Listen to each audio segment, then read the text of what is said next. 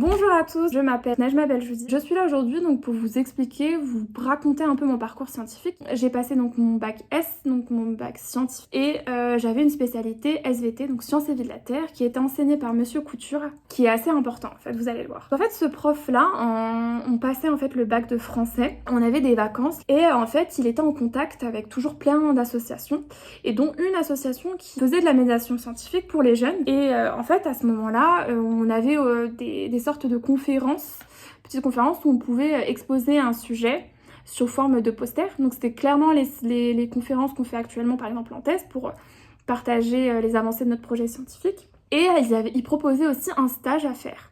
Et donc à ce moment-là, moi il m'en parle, voyant ma curiosité, mon envie d'apprendre et surtout mon attrait pour plus la chimie que la physique. Je trouvais que la chimie était beaucoup présente justement, mais peu enseignée. Je veux clairement faire ce stage, peu importe quel domaine c'était, tant que c'était de la chimie en fait, la chimie ou de la physique-chimie. Il a pu en fait me proposer un stage donc dans une célèbre institution, donc le laboratoire l'INSA sur le plateau de Saclay, avec la célèbre école donc l'X Polytechnique.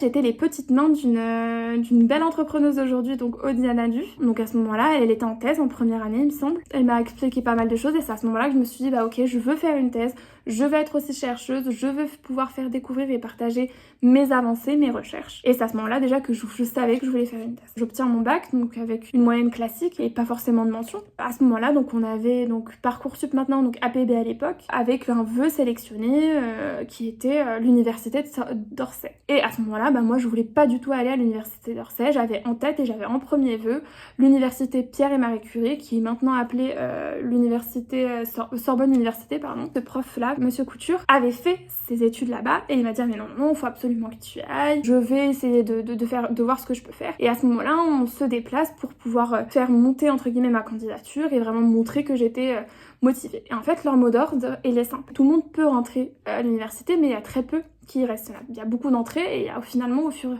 et à mesure des semestres, il y en a pas mal qui soit lâchent l'affaire, soit prennent des passerelles pour pouvoir faire d'autres études. Je rentre en licence BGC, donc biologie, chimie, géologie. Et au fur et à mesure, en fait, on se spécifie. Donc pour ma part, je me spécifie au fur et à mesure côté chimie des matériaux, polymères. Une fois dotée de ma licence, j'ai pu également être donc technicienne de laboratoire. Et à ce moment-là, en fait, me dire ok, qu'est-ce que je suis capable de faire déjà avec mes connaissances. Donc dès l'obtention, les vacances arrivaient à un mois près, et ben j'étais déjà en train de mettre en pratique ce que j'avais appris en licence. J'ai obtenu mon master, pareil, donc chimie des matériaux avec le parcours matériaux, et ensuite donc j'ai postulé pour avoir une thèse, et je voulais absolument une très bonne thèse dans le domaine des matériaux, donc soit à Bordeaux, soit à Lyon, et j'ai réussi à trouver donc cette thèse encadrée par Elodie Projalami, donc au CP2M. Maintenant je suis en collaboration donc avec deux laboratoires à Bordeaux et un laboratoire donc à Lyon. La thèse, il y a des hauts, il y a des bas.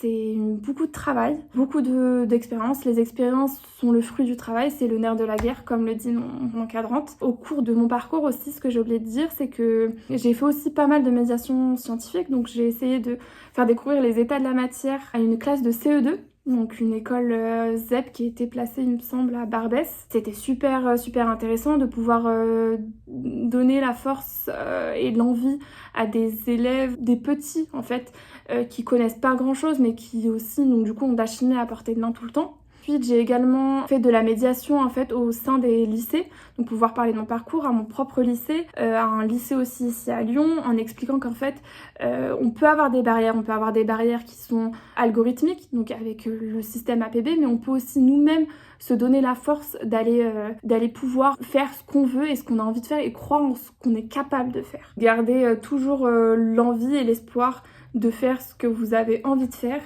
À bientôt sur la chaîne du 9 Docteur.